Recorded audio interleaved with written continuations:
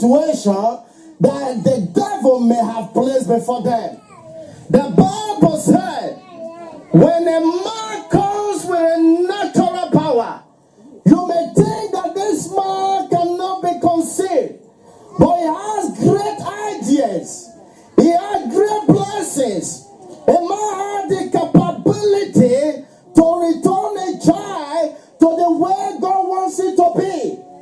Because you are the biological father. God has given you the authority that wherever you bound on earth is bound in heaven. Wherever you lose on earth is loose in heaven.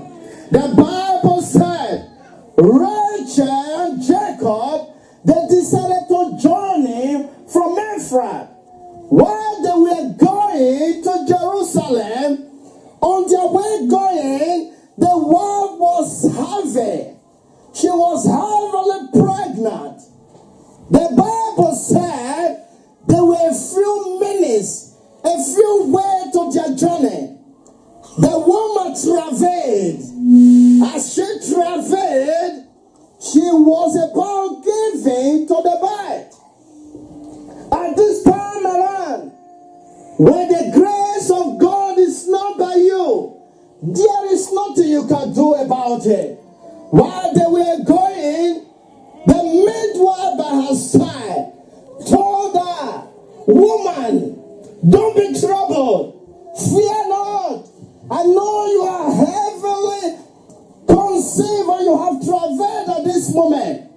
But that same God that did it before is still available to do it again. While the midwife spoke to her, but she did take notice of what the midwife was saying. But the Bible said because she was heavily travailed, she gave to bed. But while she was about giving to bed, the Bible said after giving to that baby, she fell down and died.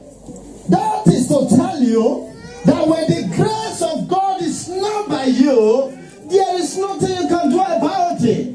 So anyone that goes to the theater and comes by successfully, you have a wonderful reason to celebrate God. Because it's not all that way that came back. For one reason or the other, life is mysteries. You cannot really tell what happened.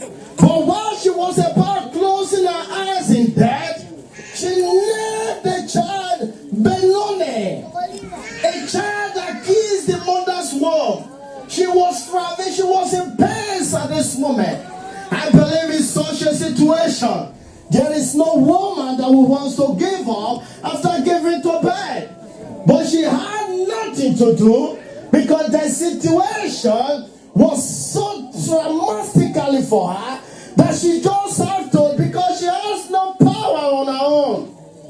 But when she said to the baby, he said, I know you, Benoni, a child the womb that killed the mother. She placed a stamp upon the baby. A child that brings in sorrow. A child that brings in pain. That is the meaning of Benoni. When you study the Bible, but the unknown to this woman, that this very child has nothing to do with her giving up. But she named the child, placing a stamp of a curse upon him. Placing a stamp, calling the child a child of sorrows. Wherever this child will go, they will call him a child that brings pain. But thank God at this moment, the father was present, Jacob at this moment, when he saw the situation, because it was a family that was journeying to Jerusalem. When he saw what the mother has placed upon this child, he quickly speak out. He said, no, I reverse the case. Hallelujah. This child can never be called Benoni. This child can never be called a child that brings pain and sorrows to the world. This child can never be placed as son. That all his destiny, some causes will be stopping him on his way. But the father, because he was so pregnant of positive things in his heart. He was pregnant of blessings. He said, I reverses. This child cannot be called Benoni, but it shall be called Benjamin. A child that is right of my heart time. A child that is a child of my heart. Can somebody give God the loudest amen? Can somebody give God the loudest amen?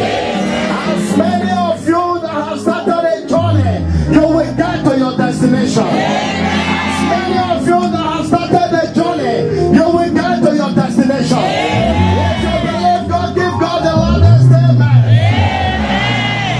But the Bible said before Rachel gave up, it was a little way to her destination. That is how many people live a life almost. Sometimes you are almost getting the job, almost getting pregnant, almost getting married, almost getting resident. But one way or the other, you see the glory, but you cannot count for it. Whatever power that is responsible for it, in the name that is above every other name, we banish such a power tonight. I said we banish such a power tonight. Whatever that will want to stop you not to get to your destination, may the Lord deceive the power. May the Lord destroy that yoke. If you stand up and give God the loudest amen, so shall it be.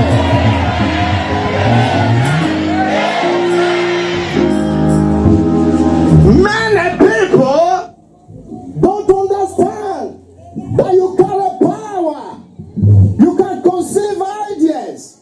There are women, families, that every day they lay calls on their children. When your children do little things, the next thing you say, Uzaha.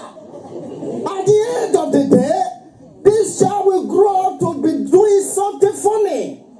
Unknown to you that these are the causes that you have been laying. But a child, no matter who they are, their children, when they are doing things contrary to what you never expected, bless them and lay your hands and pray for them. That was what the father did. He was conceived of a positive ideas. He was conceived of blessings. He know at this time is not a time that this child had nothing to do with it. Almost getting to the journey, almost getting there. They encouraged her, but she could not. Whatever premature death we cancel in our midst, every untimely death will come against it. When you are pregnant, you will take it to the end. The Lord that has made you to be pregnant, whatever power that will want to terminate your pregnancy in your journey, may the Lord abandon that power tonight. May the Lord roll that power away tonight. If you believe God, give God the loudest amen.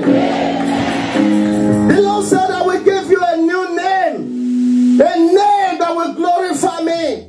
When you saw the First Chronicles, verse 4, First Chronicles 4, verse 9.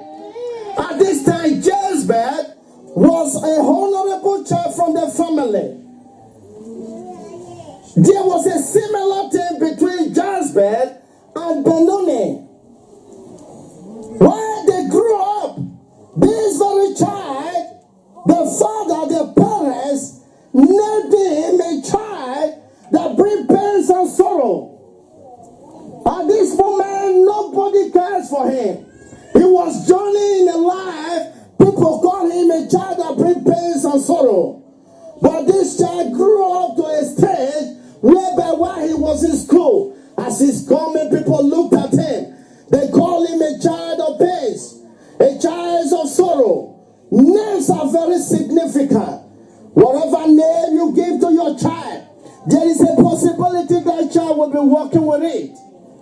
Give a good names, godly names, names that will have a meaning, names that the child can walk with it all the rest of his life. Names that when people hear, they are blessed with it. But at this moment, Jabez had the name that the parents has placed upon him. But while he journeyed in life, he grew up to know that this name is a name that brings pains, a name that brings sorrow. What did they do? He went on his knees and prayed to God. He said, God, change my name, that at the end of the day, whatever name that the enemy has given to me, turn it to be good upon my life. And the Bible said the Lord changed his name.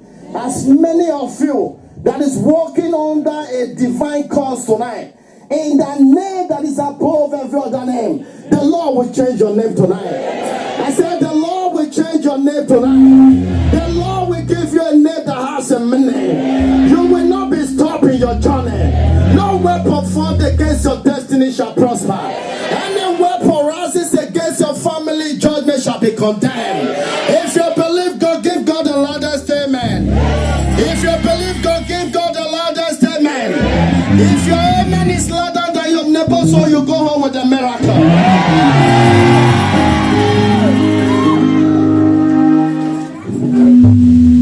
Names are significant. Names are powerful. When Joseph journeyed into Egypt, the brothers, they came back to the father. And they said, Father, the people in Egypt said we should come and bring this same child. When they came back to the father said, who are you talking about? He said, the man that is at the Egypt said I should come and bring Benjamin. The man told them, no, this is a child that I can never release. You know what happened in the journey? His brother left, we cannot find him. You are coming back to take this very one.